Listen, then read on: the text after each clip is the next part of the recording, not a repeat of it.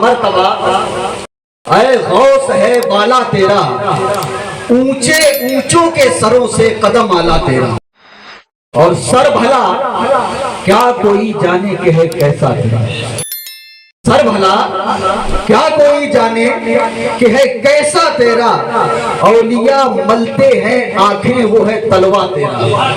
اور اعلیٰ حضرت ارشاد فرماتے ہیں کہ کیا دبے جس پہ حمایت کا ہو پنجہ تیرا، کیا دبے جس پہ حمایت کا ہو پنجہ تیرا، شیر کو خطرے میں لاتا نہیں کتا تیرا۔ اور فرماتے ہیں اس نشانی کے جو سگ ہیں نہیں مارے جاتے، میری گردن پہ رہے دور کا ڈورا تیرا، حشر تک میرے گلے میں رہے پٹا تیرا۔ اور فرماتے ہیں تجھ سے در سے سگ، اور سگ سے ہے مجھ کو نسبت، میری گردن میں بھی ہو دور کا ڈورا تیرا، میری گردن میں ہو دور کا ڈورا تیرا۔ حضرات، ہم نے جو آیت کریمہ کی تلاوت کرنے کا شرف حاصل کیا، اللہ تبارک و تعالی نے ارشاد فرمایا وَأَمَّا بِنِعْمَتِ رَبِّكَ فَحَدِّثْ۔ آپ اپنی رب کی نعمتوں کا خوب چرچا کرتا ہے، خوب چرچا کرتا ہے۔ اب وہ نعمت کسی بھی شکل میں ہو، چرچا کرو۔ وہ نعمت ہم نے جو تمہیں دی ہے وہ تمہاری سانسوں کی شکل میں ہو، چرچا کرو۔ جو نعمت ہم نے تمہیں دی ہے وہ تمہاری آنکھوں کی شکل میں ہو، چرچا کرو۔ جو نعمت ہم نے تمہیں دی ہے تمہاری کانوں کی شکل میں ہو، چرچا کرو۔ جو نعمت ہم نے تمہیں دی ہے تمہارے وجود کی شکل میں ہو، چرچا کرو۔ جو نعمت ہم نے تمہیں دی ہے وہ نبیوں کی شکل میں ہو تو بھی چرچا کرو، ولیوں کی شکل میں ہو تو بھی چرچا کرو، علماء کی شکل میں ہو تو بھی چرچا کرو، اور اپنے والدین کی شکل میں ہو تو بھی چرچا کرو۔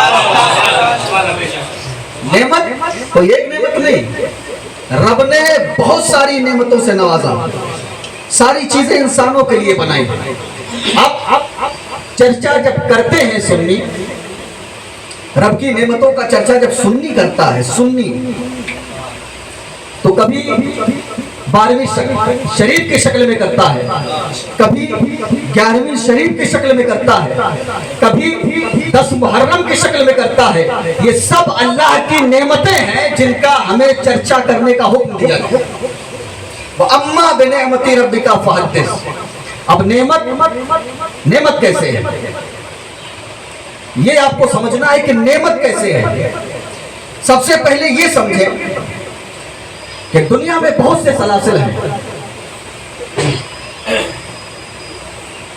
وہ چاہے سلسلہ اشرفیہ ہو، وہ سلسلہ رضویہ ہو، قادریہ ہو، نقشبندیہ ہو، سہروردیہ ہو، برکاتیہ ہو، دنیا میں بہت سارے فرقے ہیں، بہت سارے سلسلے ہیں، اتنے سلاسل ہیں، سلسلہ چشتیہ، سلسلہ سہروردیہ، سلسلہ نقشبندیہ، سلسلہ رضویہ، سلسلہ برکاتیہ، سلسلہ اشرفیہ، اتنے سلاسل ہیں، مگر ہر سلسلے والا یہ نہیں کہہ سکتا کہ ہم غوث کی نسبت چھوڑ کر اپنا سلسلہ چلا سکتے ہیں۔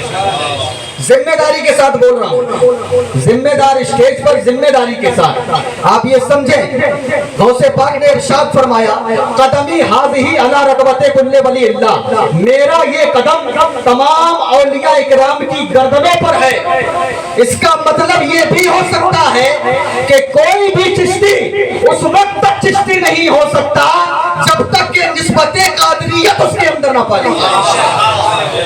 کوئی بھی اشرفی اس وقت تک اشرفی نہیں ہو سکتا جب تک قادری نسبت اس کے اندر نہ پائی جائے۔ کوئی بھی رضوی اس وقت تک رضوی نہیں ہو سکتا جب تک قادری نسبت اس کے اندر نہ ہو۔ کوئی بھی برکاتی اس وقت تک برکاتی نہیں ہو سکتا जब तक कादरी निस्बत उसके अंदर ना पाई जाए, कोई भी नक्शबंदी उस वक्त तक नक्शबंदी नहीं हो सकता जब तक कादरी निस्बत उसके अंदर ना पाई जाए। कोई भी सुहरवर्दी उस वक्त तक सुहरवर्दी नहीं हो सकता जब तक अब्दुल कादिर के कदमों का सदका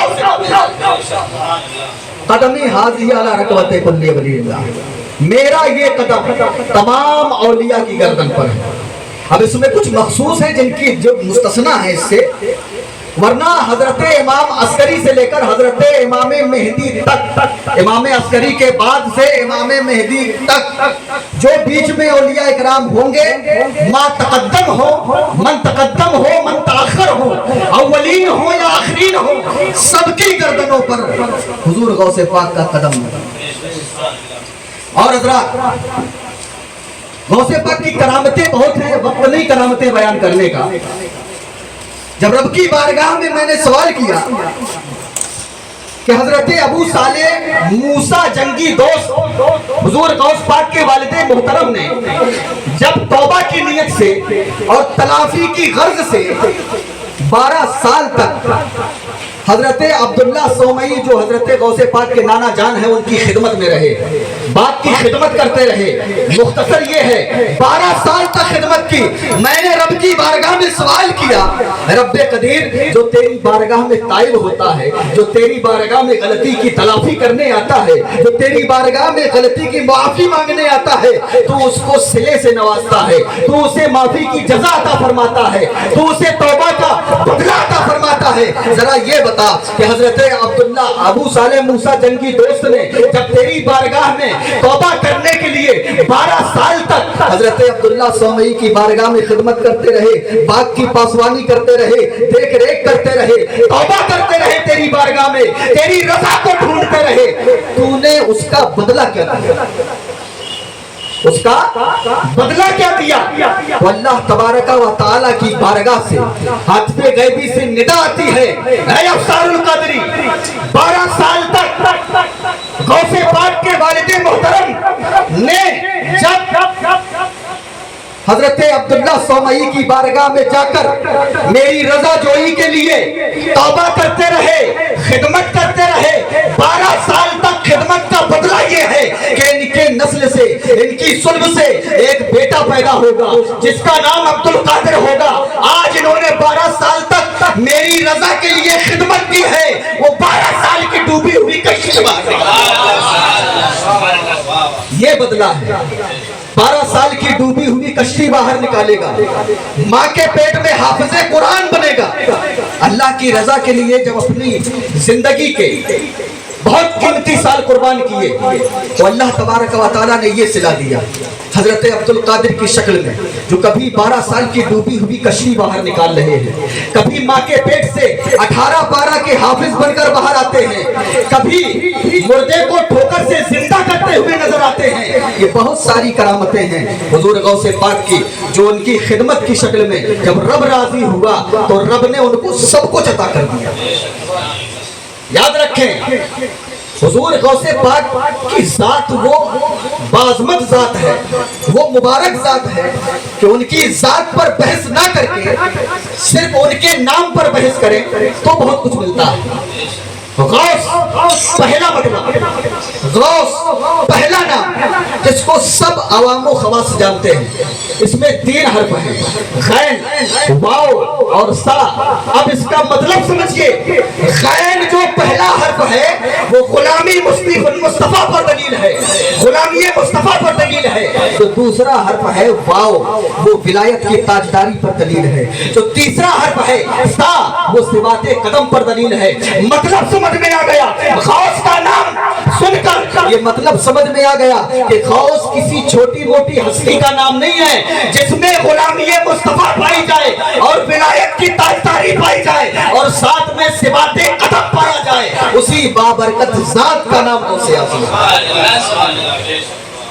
नाम से सिर्फ समझिए आप, करामतें तो बहुत सुनते हैं, नाम से। अब देखिए, कुछ सवाल करने वालों ने सवाल किया, मुर्दे को जिंदा करना ही तो रब का काम है,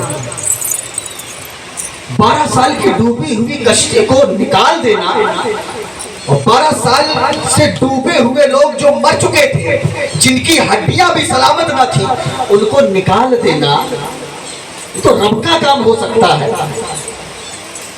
بہت بڑی چیز ہے ماں کے شکم میں حافظ قرآن بننا، بہت بڑی چیز ہے۔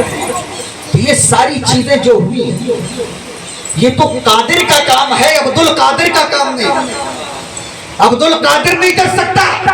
تو سوال کرنے والے کو میں نے جواب دیا کہ عبد القادر کا تو نے نام ہی نہیں سمجھا۔ عبد القادر میں پہلے عبد ہے پھر قادر ہے۔ پہلے یعنی عبد القادر بندہ رب کا پہلے ہے اور ان چیزوں پر قادر بعد میں ہے۔ قادر کا بندہ ہے نا، قادر اللہ کی صفت ہے۔ جب ہم سے کسی نے پوچھا کہ 12 سال کی ڈوبی ہوئی کشتی کو کیسے نکال دیا، یہ تو قادر کا نام ہے، یہ قادر کیسے ہو گئے؟ تو ہم نے جواب دیا عبد القادر ان کا نام ہے جس میں عبد پہلے ہے قادر بعد میں ہے۔ ان کو قادر مطلق نہ سمجھنا، اگر وہ ڈوبی ہوئی کشتی کو نکال دے قادر مطلق نہ سمجھنا، عبد پہلے ہے قادر بعد میں ہے۔ اگر وہ ماں کی شکم میں حافظ قرآن ہو جائے تو انہیں قادر مطلق نہ سمجھنا، عبد پہلے ہیں اور قادر بعد میں ہے۔ اگر ٹھوکر سے مردے کو زندہ کر دے تو انہیں قادر مطلق نہ سمجھنا، ارے عبد پہلے ہے قادر بعد میں ہے۔ پہلے عبد ہے، بات سمجھ رہے ہو؟ تو ہم سنی لوگ گھوٹالا نہیں کرتے، گھوٹالا نہیں کرتے۔ جو مرتبہ جس کا ہے نہ اس سے 1 انچ اوپر کرتے ہیں نہ 1 انچ نیچے کرتے ہیں، سمجھ رہے ہو؟ بالکل مقام پر رکھتے ہیں۔ حضور غوث پاک کی بہت ساری شان ہے، بہت زیادہ شان ہے۔ حضور غوث پاک فرماتے ہیں جس وقت اس وقت تک جب تک عبد القادر خود نہ چاہے اس وقت تک کوئی بھی بندہ کتنا بھی بڑا عاشق ہو عبد القادر کا نام بھی نہیں لے سکتا۔ روایتوں میں آتا ہے پڑھی ہوئی چیز، یعنی مطلب یہ ہے کہ عبد القادر نے چاہا کہ یہاں پر محفل میرے نام کی منعقد کی جائے اور پڑھنے والے پڑھیں اور سننے والے سنیں۔ رب کی توفیق ہے کہ ہم صالحین کا ذکر کرتے ہیں، اللہ کی نعمتوں کا چرچا کرتے ہیں۔ اللہ تبارک و تعالیٰ نے ارشاد فرمایا وَأَمَّا بِنِعْمَتِ رَبِّكَ فَحَدِّثْ، اپنے رب کی نعمتوں کا خوب خوب چرچا کرو۔ اللہ تبارک و تعالیٰ سے دعا ہے کہ ہم تمام پڑھنے والوں کو اور سننے والوں کو یا پڑھنے میں یا سننے میں کوئی بھی غلطی ہوئی ہو، رب قدیر سے دعا ہے کہ ان غلطیوں کو معاف فرمائے اور حضور غوث پاک کی تعلیمات پر ہمیں عمل کرنے کی توفیق رفیق عطا فرمائے۔ وآخر دعوانا الحمدللہ رب العالمین۔ السلام علیکم۔